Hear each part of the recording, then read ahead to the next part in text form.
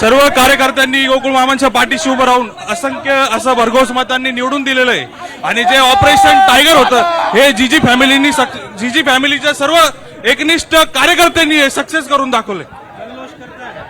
हो, खूप दिवसापासून आमच्या मनात ही खंत होती, तर कार्यकर्त्यांनी हा विजय खेचून आणलेला आहे। सगळे कार्यकर्ते गोकुळगावच्या घरातले आणि एकनिष्ठ कार्यकर्ते, कोणतेही भाडकली शिक्षक वगैरे काही नव्हते किंवा त्यांच्या संस्थेचे कर्मचारी वगैरे काही नव्हते, ते यांच्या गोकुळगावच्या घरातले कर्मचारी होते। समोरच्या पार्टीसारखे भाडकली कर्मचारी आम्ही आणलेले नव्हते।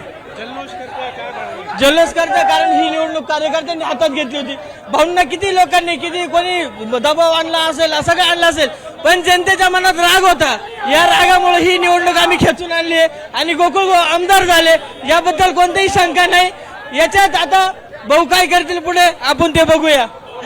आपण पाहतोय की ही सगळी दृश्य आहेत मतमोजणी केंद्राबाहेरची, ज्या ठिकाणी गोकुळ गीते यांचे समर्थक आता एकवटायला सुरुवात झालेली आहे आणि जल्लोष या ठिकाणी आता गोकुळ गीते समर्थकांकडून सुरू करण्यात आलेला आहे।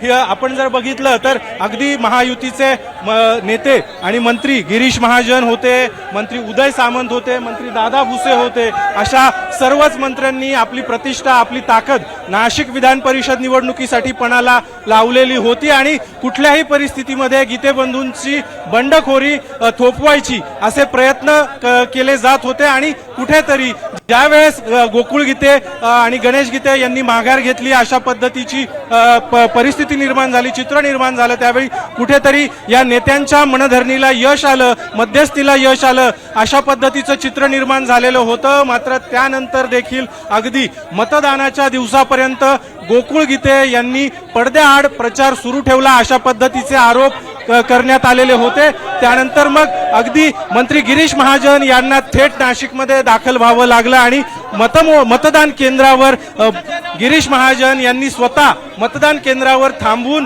प्रत्येक मतदाराकडून मतदान करून घेतलेलं होतं। मात्र तरी देखील आता ज्या पद्धतीने सुरुवातीची जी मतमोजणी सुरू झालेली आहे त्यामध्ये गोकुळ गीते आघाडीवर असल्याचं बघायला मिळतं आणि त्यामुळे कुठेतरी महायुतीच्या नेत्यांना देखील हा मोठा धक्का मानला जातोय, कारण याच सर्व नेत्यांनी शर्थीचे प्रयत्न केलेले होते। मात्र कुठेतरी आता त्यांना देखील हा एक मोठा धक्का आहे, कारण गोकुळ गीते सध्या तरी आता आघाडीवर असल्याचं चित्र जे ते सध्या बघायला मिळतं आणि त्यामुळे आता पुढच्या फेऱ्यांमध्ये नेमक्या पसंती क्रमाचा जो कोटा आहे तो कशा पद्धतीने ठरवला जातोय त्यावर देखील पुढची गणित जी आहे ती अवलंबून असणार आहे। मात्र सध्या तरी आपण बघतोय की गोकुळ गीते हे आघाडीवर आहेत आणि त्यामुळे कुठेतरी गीते समर्थकांकडून या ठिकाणी मतमोजणी केंद्राच्या बाहेर सध्या अशा पद्धतीने हा सगळा जल्लोष सुरू करण्यात आलेला आहे।